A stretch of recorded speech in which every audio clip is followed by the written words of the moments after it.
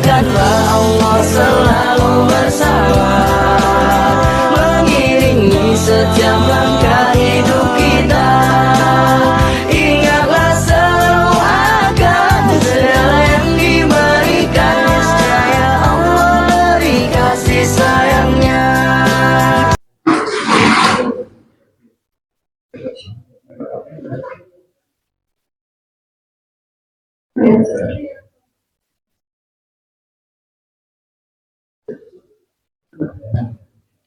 Langsung mulai. Assalamualaikum warahmatullahi wabarakatuh. Innal hamdalillah nahmaduhu wa nasta'inuhu wa nastaghfiruh wa na'udzu billahi min shururi anfusina wa min sayyiati a'malina. May yahdihillahu fala mudhillalah wa may yudlil fala hadiyalah. Assalatu wassalamu ala nabiyil mustafa Muhammadin sallallahu alaihi wasallam wa ala alihi wa ashabihi ajmain. A'udzu billahi minasyaitonir rajim.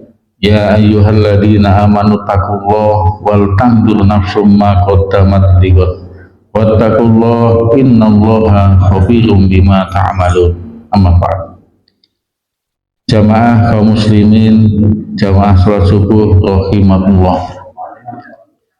Marilah senantiasa kita bersyukur pada Allah Subhanahu wa taala atas segala limpahan nikmat dan karunia-Nya, terlebih nikmat iman, nikmat Islam, nikmat kesehatan, juga nikmat umur yang Allah berikan.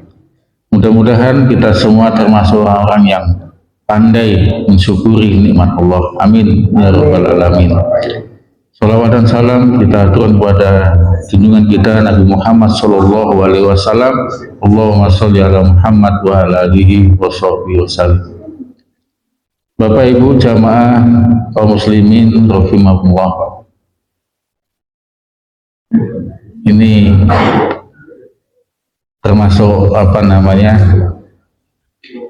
kajian saya yang pertama dan terakhir di sini nih, karena selama ini setiap akad keliling, jadi baru berkesempatan di subuh kali ini.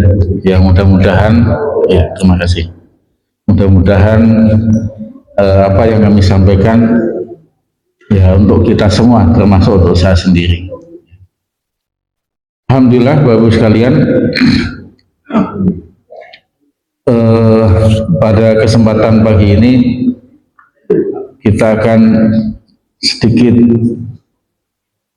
merenungkan terkait dengan sukses yang sering disebut orang sukses dunia akhirat. Seperti apa? Nah ini ya. Karena pada umumnya kita akan melabeli orang itu sukses, berhasil, ya hanya satu sisi kebanyakannya. Ketika seseorang mendapatkan jabatan, oh dia sukses. Ketika orang mendapatkan materi yang sangat banyak, sukses, ya. Oh dia bisa punya ini dan itu. Jadi definisi sukses terkadang hanya sebatas persoalan-persoalan materi duniawi, ya. Orang jadi pejabat nomor 1 sukses, ya. Jadi presiden, ya. Nah kalau kita membatasi definisi sukses itu hanya sebatas dunia, hanya batas materi, maka kita akan mengatakan bahwasanya Fir'aun itu juga orang sukses. Kenapa? Fir'aun itu punya semua. Jabatan dia punya, harta dia punya, seluruh Mesir dia kuasai, anak buahnya banyak, ya. Bahkan saking suksesnya Fir'aun itu mengatakan Anna rabbukumul a'la, saya adalah Tuhan kalian yang paling tinggi. Oh, sukses Fir'aun itu, Pak. Tapi kata Allah dalam Al-Quran apa? Fir'aun dikatakan al-mufsidun, orang-orang yang berbuat kerusakan. Nah ini ya, sehingga kita jangan terjebak, jangan terkecoh dengan materi duniawi. Walaupun Allah mengingatkan kepada kita, ad-dunya mata'ul ghurur, dunia ini kesenangan yang menipu. Kalau nggak hati-hati kita akan tertipu oleh dunia.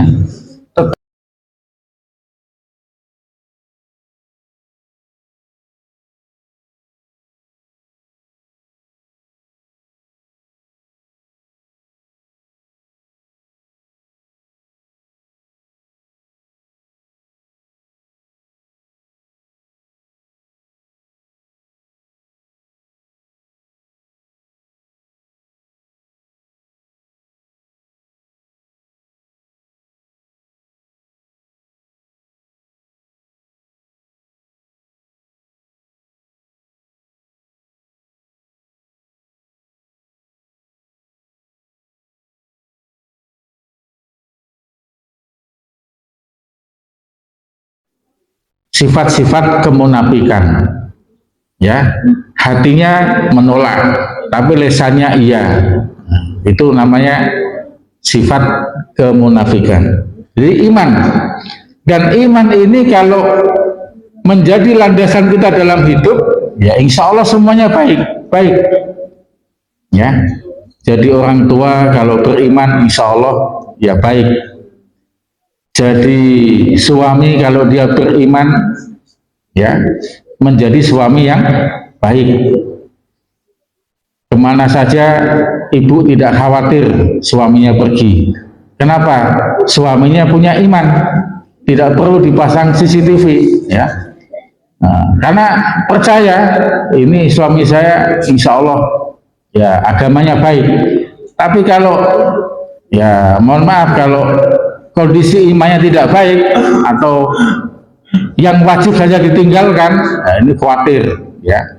Jadi iman ini benar-benar menjadi dasar orang melakukan sebuah tindakan.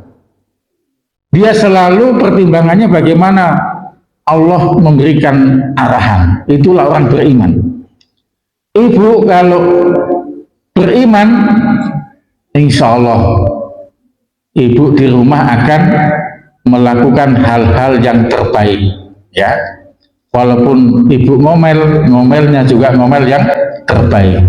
Ngomel terbaik bagaimana? Ngomel ada manfaatnya gitu ya. Kalau ngomel nggak jelas ya itu malah bukan kebaikan, tapi justru malah ya, ibu ngomeli anaknya untuk sholat kan baik ya, baik gitu. Kalau ibunya diem saja nggak ngomel malah nggak baik. Jadi di mana saja kalau iman ini ada, maka kebaikan akan muncul ya. Menjadi pejabat kalau beriman,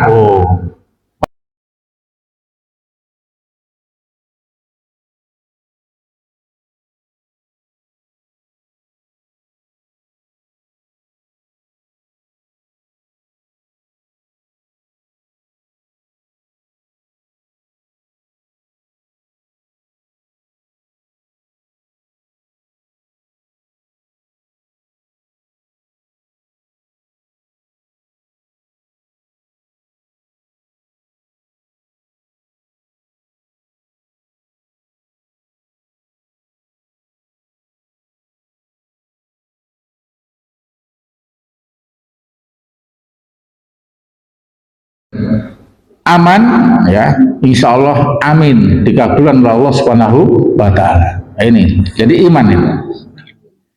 Kalau seorang pemuda dia beriman, nah ini ada dalam hadis, ada 7 golongan yang dijamin masuk surga, dijamin mendapatkan naungan di mahsyar nanti. Salah satunya adalah pemuda, di mana pemuda ini ketika diajak maksiat, ada pemuda, ada remaja ya, diajak maksiat sama seorang perempuan yang menggoda dia, pemuda ini mengatakan inni akhafullah, aku takut kepada Allah. Oh, ini pemuda hebat ya. Ya, hari ini kalau kita lihat anak muda, apalagi kalau masa-masa puber, nah boncengan sama cewek yang bukan muhrimnya. Bahasa kita apa namanya? Pacaran ya, pacaran. Nah, jadi ya tentu nggak mau. Sering saya tanya kepada anak santri itu, kenapa kamu nggak pacaran kayak orang-orang itu? Kalau jawabannya ini akhafullah, benar, jawabannya karena iman. Tapi ada juga yang jawab nggak punya pacar, Ustaz. Ya berarti bukan karena iman dia. Ya. Atau jawabannya apa? Nggak ada yang mau sama saya. Berarti nggak ada kesempatan dia ya untuk berbuat seperti itu. Nah, maka hakikatnya Bapak sekalian, kita hari-hari kita ibadah ini dalam rangka memupuk keimanan kita, ya, memupuk keimanan kita. Ini yang sangat penting. Ya, ibadah-ibadah kita ini memupuk keimanan. Kalau tidak ada iman atau iman kita gersang, memang beratnya luar biasa hidup ini, ya. Hati kita itu begitu gelisah, begitu sangat gundah gulana. Kalau tidak ada iman, mikir bagaimana besok, bagaimana lusa, penuh ketakutan, penuh kepanikan. Ya, sampai-sampai Fir'aun itu dikisahkan, Fir'aun itu di suatu saat dia bermimpi, yang mana arti mimpi itu bakal ada seorang laki-laki yang akan menumbangkan kekuasaannya. Panik Fir'aun. Dia seorang raja yang sangat dihormati, tapi ada sebuah mimpi yang menerjemahkan bahwasanya ada anak laki-laki yang akan lahir yang akan menumbangkan kekuasaannya. Fir'aun panik luar biasa, sehingga buat undang-undang, bahasa kita ya kepres lah ya.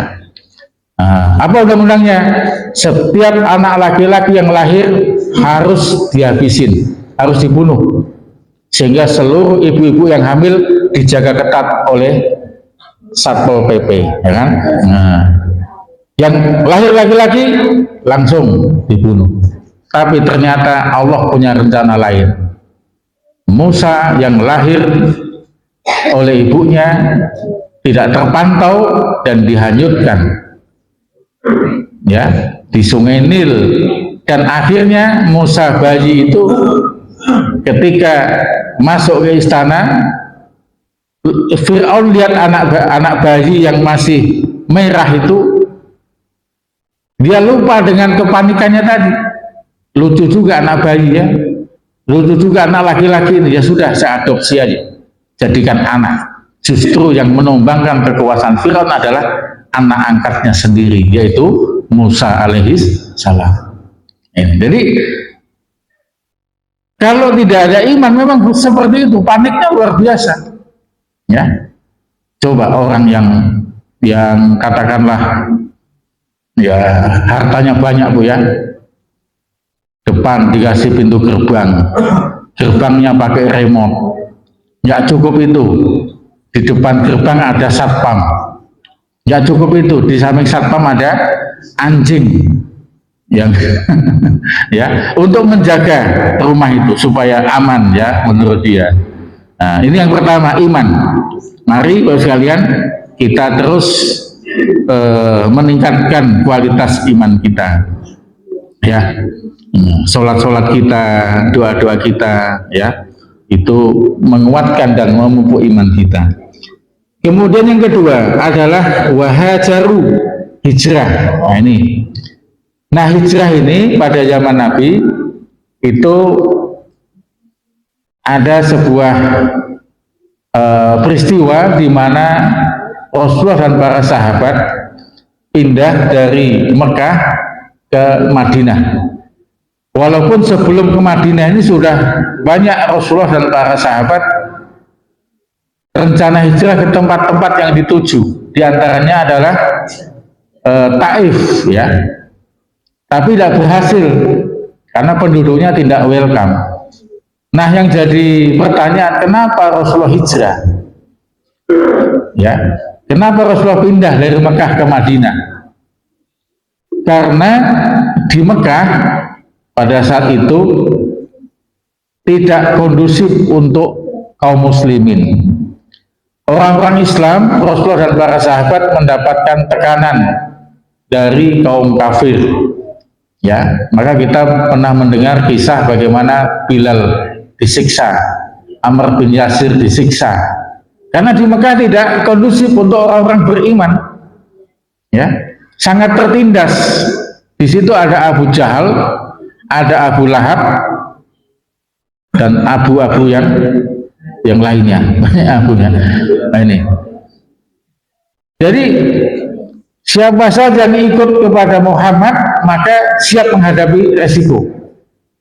Ya, maka ini harus pindah tempat, ya. Jadi kalau kita berada di sebuah tempat yang situ tidak baik, membahayakan iman kita, boleh kita pindah, ya. Pindah tempat yang lebih baik. Itu hijrah, namanya hijrah tempat, ya. Kalau orang Jawa ke Sumatera apa namanya itu? Transmigrasi, ya. Karena di sana faktor ekonomi, ya. Tapi kalau dia karena iman, nah itu hijrah namanya. Tapi kalau dia transmigrasi kemudian di sini mendapatkan hidayah, yaitu hijrah juga. Jadi hijrah itu ada dua. Pertama hijrah tempat, yang kedua hijrah secara makna, yaitu perubahan. Ya. Nah, maka dari spirit hijrah ini, Bapak Ibu sekalian, bagaimana kita senantiasa berubah menjadi yang lebih baik. Itu namanya semangat hijrah, ya. Rasulullah SAW mengatakan al-muhajiru man hajaro ila ma nahallahu anhu. Hijrah itu adalah orang yang mencegah atau meninggalkan dari apa-apa yang dilarang oleh Allah. Itu namanya hijrah, ya. Dulu kita sholatnya bolong-bolong, hijrah kita bagaimana 5 waktu bisa penuh, ya. Kayak saya kalau ketemu alumni santri itu, yang saya tanya pertama itu bukan kerjamu apa, di mana, ya saya tanya gimana sholatmu. Ya. Alhamdulillah sholatnya masih full. Tapi ada juga yang ngomong Ustaz bolong-bolong. Ya. Saya tanya yang bolong apa saja biasanya, yang bolong apa? Ya, duhur, asar, maghrib, isya, subuh. Nah, itu bukan bolong namanya, tapi belum, ya. Nggak sholat namanya. Nah, ini sayang sekali. Nah, itu hijrahnya adalah bagaimana sholatnya lebih baik. Ya, yang dulu ibu-ibu misalnya belum menutup aurat, hijrahnya menutup aurat. Ya, dulu masih suka pakai baju seksi, ya. Nah, berubah, itu namanya hijrah. Itu inti atau makna daripada hijrah. Nah, orang beriman senantiasa punya spirit hijrah. Rasanya menyesal subuh tadi tidak berjamaah karena tadi malam nonton Piala Dunia, menyesal, nah, ketinggalan, ya. Nah, besok harus lebih baik. Itulah hijrah seperti itu, Pak. Ya Allah, tadi lupa tadi apa namanya baca Al-Quran. Nah, jadi spirit hijrah ini harus ada, Pak. Ya, ada sebuah kisah sahabat namanya Sa'ban. Jadi Sa'ban ini sahabat yang sholatnya itu ditandai oleh Nabi di sebelah pojok belakang setiap dia jamaah, ya. Setiap jamaah dia di pojok belakang. Setelah sekian lama, suatu ketika tidak ada Sa'ban ini. Di mana dia? Akhirnya Nabi selesai sholat bertanya, ada yang tahu rumahnya Sa'ban? Ada, ya Rasulullah, antar saya ke sana. Setelah diantar Nabi ke rumahnya Sa'ban ini, kemudian ketemu dengan istrinya pun dalam kondisi sedang menangis. Ternyata Sa'ban ini hari itu meninggal dunia, ya, meninggal dunia. Lalu istrinya menceritakan bahwasanya ketika suaminya Sya'ban ini sakaratul maut sempat berucap. Nah, konon diceritakan ternyata rumahnya Sya'ban dengan masjid itu jauh, ya, jalan kaki, ya, jalan kaki jauh. Nah, sebelum meninggal sempat Sya'ban ini berucap, biasakan orang sakaratul maut itu ternyata sesuai kebiasaannya, Pak ya. Nah, Sya'ban ini sempat berucap, ya Allah, kenapa nggak lebih jauh lagi? Ya Allah, kenapa tidak baju yang bagus? Ya Allah, kenapa tidak kukasih semuanya? Ya, itu ucapan terakhirnya. Semacam ada penyesalan. Ya. Nah, ternyata dari kisah ini ada penjelasannya bahwasanya kenapa nggak lebih jauh? Ternyata rumahnya jauh dari masjid, setiap langkah itu menggugurkan dosa. Semakin jauh langkahnya, semakin banyak dosa dihapus. Ya, jalan kaki, Pak. Nah, kita hari ini kan dekat Pak rumah kita, Pak, dekat dengan masjid. Ya, berarti cari yang jauh rumahnya. Artinya apa? Kenapa nggak lebih jauh? Ya, pakai motor dihitung apanya itu. Tapi jaraknya itu jauh ya, maksudnya ya perjuangannya itu. Kemudian kenapa nggak baju baru? Ternyata ada sebuah kisah, ada seorang yang membutuhkan baju, dia punya baju jelek, bekas, dikasih sama orang yang membutuhkan itu. Ya, kemudian dia ketika sakaratul maut dia mengucapkan, kenapa nggak baru aja? Ya, karena dia punyanya waktu itu yang bekas, ya kan, yang bekas. Kemudian kenapa nggak semuanya? Ini juga ada kisahnya. Ketika Sya'ban masih hidup, ada pengemis, dia punya 2 roti, ya, dikasihlah 1 untuk pengemis itu. Nah, kenapa nggak semuanya? Jadi rupanya Bapak sekalian, amal-amal kebaikan kita yang kita lakukan nanti akan ditunjukkan oleh Allah ketika kita menjelang ajal itu. Ya, ajal itu akan ditunjukkan gambaran seperti apa. Ya, nah, makanya dalam hal amal ini jangan tanggung-tanggung, berikan yang terbaik, yang kita punya, yang kita miliki. Nah, maka semangat hijrah ini adalah selalu yang lebih baik, selalu yang meningkat, ya, meningkat. Hari ini seperti ini, besok harus lebih lagi. Terus dalam hal kebaikan, ya, dalam hal kebaikan. Nah, kalau semangat hijrah ini kan ada, masya Allah, semangat, ya, semangat kita. Hari ini kita ke masjid, besok ke masjid, dan memang tidak ada ininya, istirahatnya sampai kita mati menjadi orang baik ini, Pak. Ya, sampai kita mati. Kita sholat begini 5 waktu kan sampai kapan? Sampai kita mati. Ya, sampai kita nanti disolati. Ya, jadi kalau ada yang nanya anak-anak santri itu, kok kita sholat terus, Pak, kapan istirahatnya? Ya nanti kalau sudah mati, ya disolatkan, itu baru istirahat. Ya. Nah, tapi yang sedih itu begini, jangan sampai kita tidak pernah ke masjid, sekali ke masjid di depan imam, nah itulah, ya. Sekalinya ke masjid di depan imam. Maksudnya apa? Dalam kondisi ya meninggal dunia, naudzubillah. Nah, ini jadi hijrah yang kedua, ya. Setelah iman adalah hijrah. Jadi intinya hijrah adalah selalu memperbaiki diri, ya, memperbaiki diri, bertaubat, ya, dari yang tidak baik menjadi baik, ya. Ibu-ibu yang suka ngerumpi, waktunya untuk ngerumpi, ya, mulai dikurangi. Lebih banyak apa? Hal-hal yang baik, ya. Kemudian yang ketiga adalah wajahadu, berjihad. Nah, jihad ini adalah secara bahasa adalah kesungguhan, sungguh-sungguh, ya. Walladzina jahadu fina lanahdiyannahum subulana. Siapa orang yang sungguh-sungguh di jalan kami, maka Allah berikan petunjuk kepada dia. Rasul juga mengatakan afdolul jihad jihadun nafsi. Utama-utamanya jihad adalah jihad melawan hawa nafsu. Ya, kita ini Bapak sekalian Allah berikan nafsu, ya. Wa nafsi wa ma sawwaha. Ya, Allah menyempurnakan kita dengan nafsu. Semua kita ini punya nafsu, ya.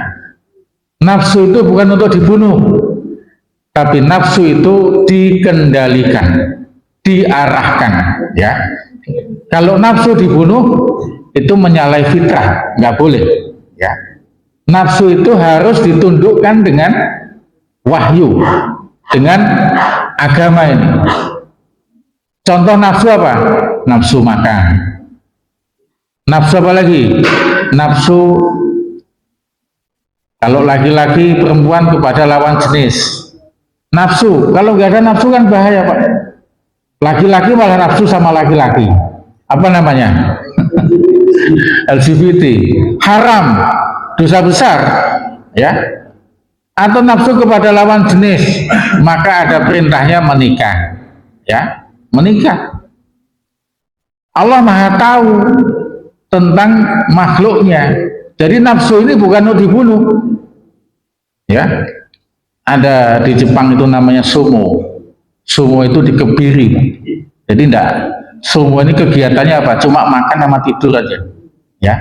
Tidak ada nafsu kepada lawan jenis, ya. Nah, maka Islam mengatur apa? Menikah, ya, menikah. Kalau sudah menikah, untuk menyalurkan nafsunya itu, maka nilainya adalah ibadah. Itulah Islam, memuliakan manusia. Jadi nafsu itu diarahkan. Imam Syafi'i mengatakan nafsu itu seperti kuda liar. Jadi kalau kita tidak bisa mengendalikan, maka kita akan terpontang-panting, jatuh bangun. Nah, banyak orang yang tidak mampu mengendalikan hawa nafsunya, maka dia terjerumus kepada macam-macam, ya.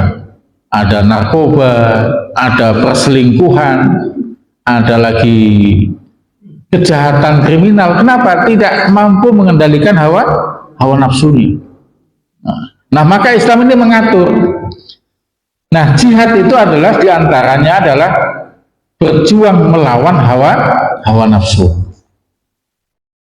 Ya, ibu mau marah kepada suami, mampu mengendalikan, hebat, ya, hebat.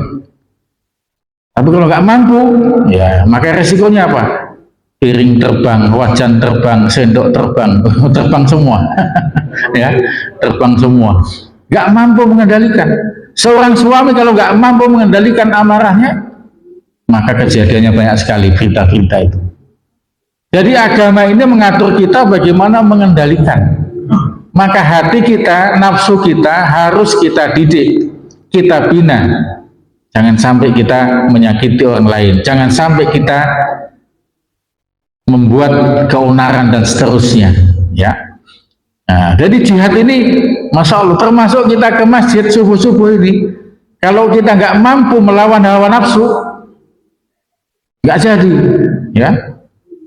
Walaupun badan kita gagah, tegap, kuat, tapi ketika subuh hanya membuka kelopak mata yang berapa senti mata kita, ternyata nggak mudah, berat, ya. Semakin dengar hayya 'alas shalah, semakin enak tidurnya, ya, semakin nyaman. Itu ceritanya katanya dikencingi setan, ya, semakin enak. Tadi sebelum subuh, sebelum adzan susah tidur. Pas ada adzan kok semakin enak tidurnya. Ternyata itu juga butuh perjuangan. Makanya Rasulullah dalam sebuah hadisnya mengatakan orang tidur itu diikat setan oleh tiga ikatan. Ikatan ketika kita bangun, maka lepaslah ikatan yang pertama. Ketika kita berwudu, lepaslah ikatan yang kedua.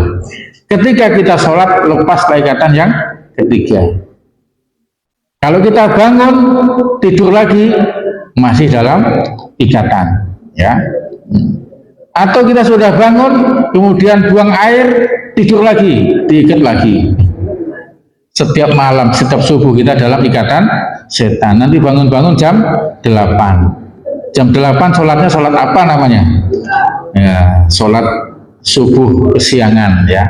Nah, ini tidak sesuai. Jadi melawan hawa nafsu ini juga luar biasa, ya.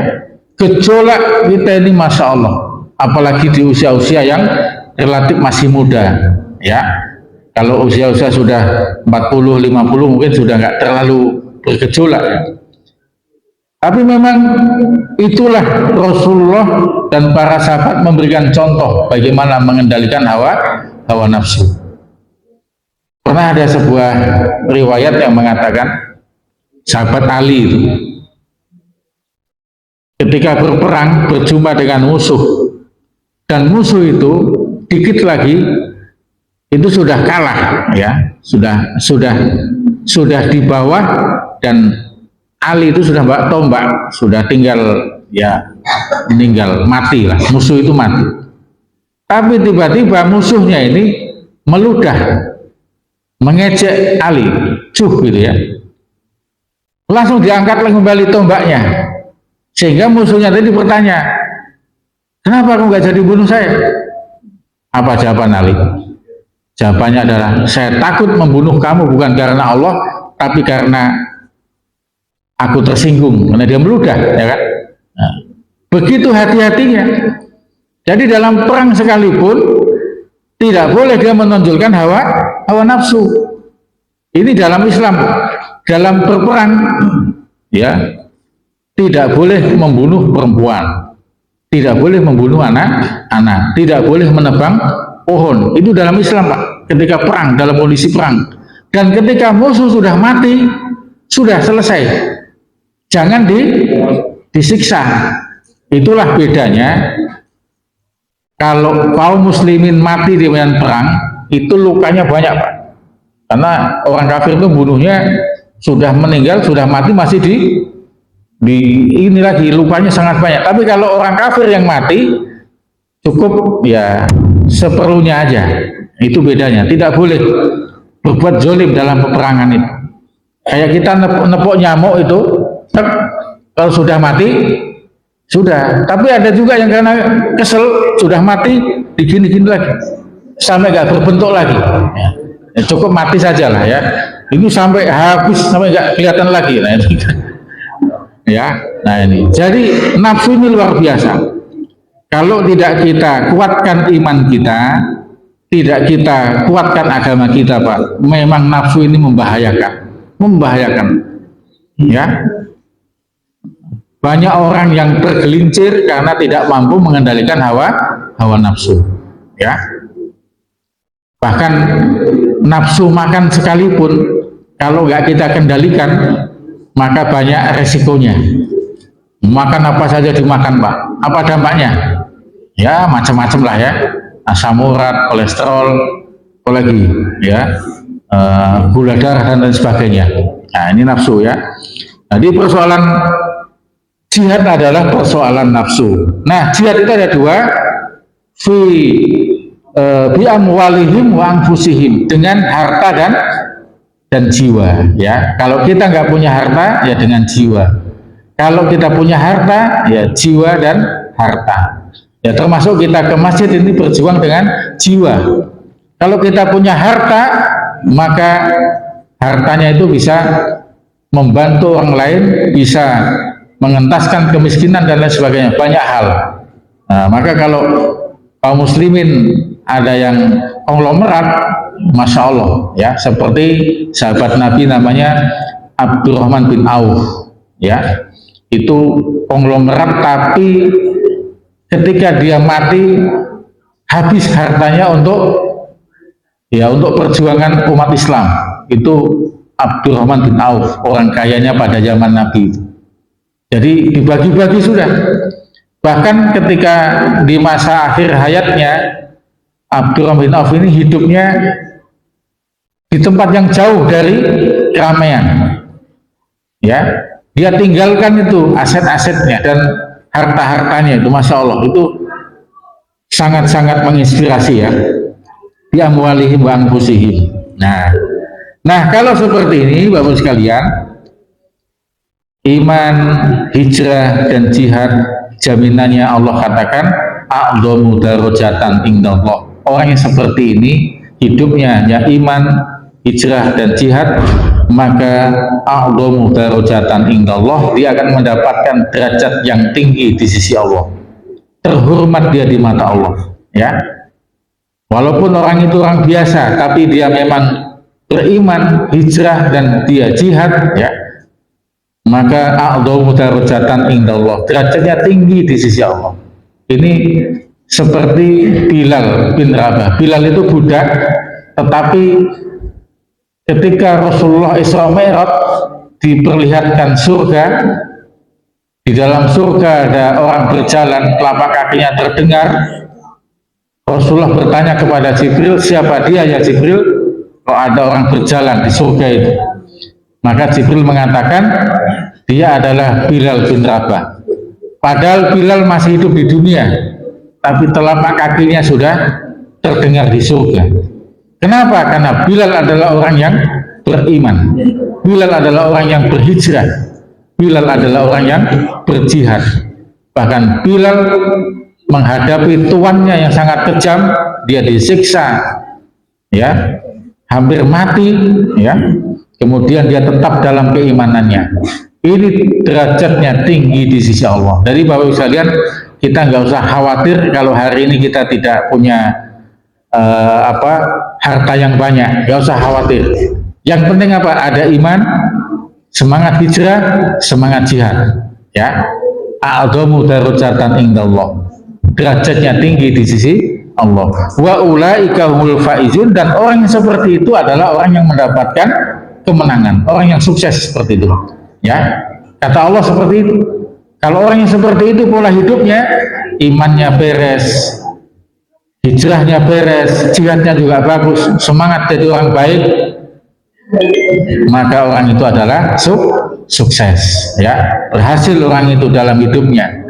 Dia kembali kepada Allah dalam kondisi radhiyatam mardiyah, ya, radhiyatam mardiyah, dia ridho, Allah pun juga ridho, ya. Jadi bagus sekalian, kalau hidup kita sudah seperti itu polanya, kita mati, kita meninggal itu wajar kalau dalam keadaan tersenyum. Kenapa? Karena hidupnya seperti itu. Dia imannya baik, kelakuan tindakannya baik, memang sesuatu yang baik-baik. Dia bertaubat kepada Allah atas kesalahannya. Wajar orang seperti ini nanti ketika menghadap Allah tersenyum. Kenapa? Dia ridho kepada dirinya, dan Allah pun juga ridho terhadap dirinya. Radhiyallahu anhum wa radu anhu. Ini yang harus kita perjuangkan sesungguhnya. Bagaimana Allah ridho kepada hidup kita, ya, senantiasa dalam kebaikan-kebaikan, mengurangi kegiatan-kegiatan yang melanggar. Nah, ini luar biasa. Sukses orang seperti ini, Pak, ya. Nah, sehingga orang yang seperti ini Allah berikan kabar gembira, yubassiruhum rabbuhum birahmatin minhu wa ridwan wa jannatin lahum fiha na'imun muqim. Allah memberikan kabar gembira kepada mereka dengan rahmat dan keridhaannya dan surga, dan dia mendapatkan nikmat yang sangat kekal di dalamnya. Mudah-mudahan Bapak sekalian, kita termasuk orang yang senantiasa beriman, berhijrah, dan berjihad di jalan Allah. Amin ya rabbal alamin. Allahumma sholli ala Muhammad wa ala alihi wa sahbihi wa sallim. Allahumma la sahla illa ma ja'altahu sahla wa anta taj'alul hazana idza syi'ta sahla. Allahumma alif baina qulubina wa aslina bainina wa hdina subul salam wa najina minal zulumati ilan nur wa jannibnal fawahisha ma dhahara minha wa ma batan wa baridana fi asma'ina wa absarina qulubina wa azwajina wa dzurriyyatina tub alaina innaka antat tawwabur rahim. Allahumma inni a'udzubika min ilmi la yanfa' wa min qalbi la yakhsha wa min nafsin la tasfa wa min da'watin la yustajabu laha. Rabbana atina fid dunya hasanah wa fil akhirati hasanah wa qina adzabannar. Subhana rabbika rabbil izzati amma yasifun wa salamun alal mursalin walhamdulillahi rabbil alamin. Demikian Bapak sekalian, mohon maaf apabila ada berkenan, dan ini masih menjadi renungan kita bersama, dan semoga kita senantiasa dalam kebaikan. Mohon maaf apabila ada berkenan. Wabillahi taufiq wal hidayah. Wassalamualaikum warahmatullahi wabarakatuh. katakanlah Allah selalu bersama, mengiringi setiap langkah